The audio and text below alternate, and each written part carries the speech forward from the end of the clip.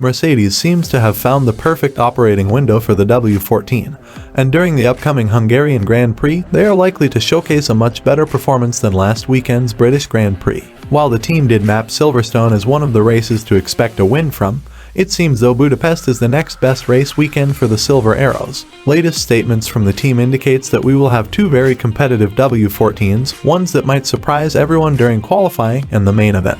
Will Mercedes be able to provide a tougher challenge to Red Bull around the Hungarian circuit after being quite far behind at Silverstone? In order for us to understand this question, we need to look at how good of an upgrade package Mercedes brought to Monaco, which was further expanded at Silverstone. Mercedes had two good outings at Barcelona and Montreal, showcasing that they definitely have what it takes to fight Red Bull, as the medium and high-speed corners combination was suiting the W14 more than it did at the beginning of the campaign. That was one of the reasons why the Silver Arrows were expecting a good outing at Silverstone. But when the team expanded its upgraded car with a new front wing, the upper hand the W14 had on the medium and high-speed corners disappeared, as McLaren with an upgraded car was able to steal the number one spot on the same category. So, what exactly did the new front wing do for the W14? Well, it was all about slow-speed cornering performance. Since the inception of the new aerodynamic direction, Mercedes has been really strong on fast-flowing circuits. That was demonstrated with a double podium result at Barcelona. But the W14 struggled on the slower corners, mainly down to the W14's characteristics and due to poor traction around corners. That was a weakness which was exposed around the Montreal circuit, in which where Lewis Hamilton stressed the need for a better rear end, while praising the exceptional rear ends of the Aston Martin and the Red Bulls.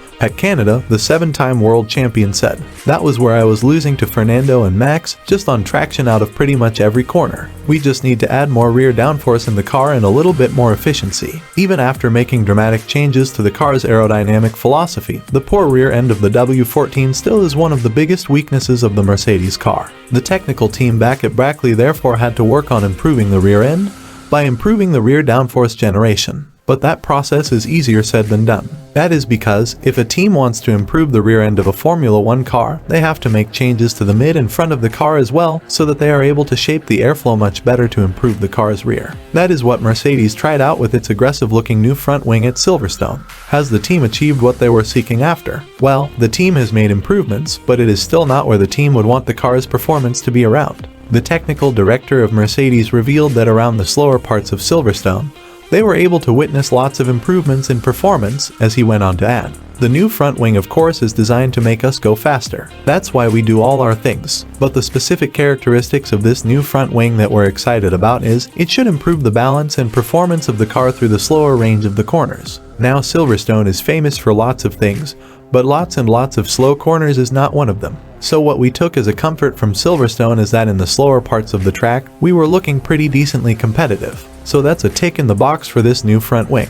While the new front wing, according to Allison, has improved the slow speed performance, has it shifted the balance of the W14 too much? That question arises as the W14 was off a bit on the medium and high-speed corners. McLaren with its upgraded chassis leapfrogged the Mercedes car and was exceptional through the medium and high-speed corners. Does that mean Mercedes has taken a step back instead of a step forwards with its new front wing? When talking about the performance of the W14 around Silverstone, and how much the improvement of the rear end is for himself and his team, Hamilton went on to add, "We've got lots of strengths in our car and long run particularly is great. As soon as we get the rear end that they have, we're going to be on our way, so that's what we've got to fight for.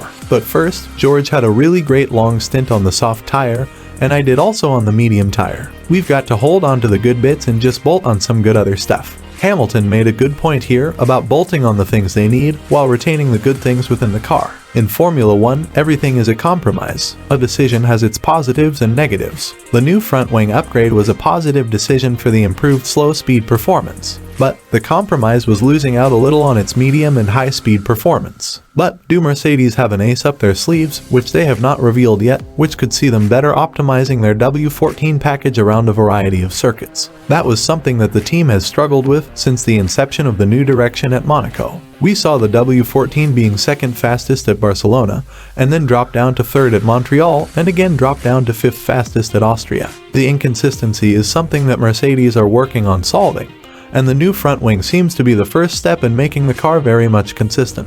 The front wing is the first part airflow touches on a Formula 1 car, and there is no use of altering the underfloor without making changes to how the air is flowing before it touches the floor. The new front wing is working as expected, so now the team has the data to make upgrades to the floor according to how the air is flowing from the front of the car. Therefore, the team is now working on better optimizing its package rather than throwing upgrades after upgrades on its car. The optimizing process has started from Silverstone, which will show an uplift in performance at Hungary, because as James Allison has said, it's about striking the proper balance. And with the data the team has from Silverstone, the team will be able to strike a better balance at Hungary. When talking about how much of a competitive car we can expect at Hungary from Mercedes, the tech genius said that the new front wing will be a key player around Budapest. Hungary is a track made up almost entirely of slower stuff. That we'll get to know for sure, but early signs are promising. The new front wings seem to do what we expected, and hopefully, it will bring us more at tracks which have a wider range of slow corners. So, with the front wing working to the team's expectations, now the engineers should have a pretty good idea on how much improvement the floor needs in order to improve the rear end of the car. The floor is a sector in which Red Bull has managed to demolish the entire competition,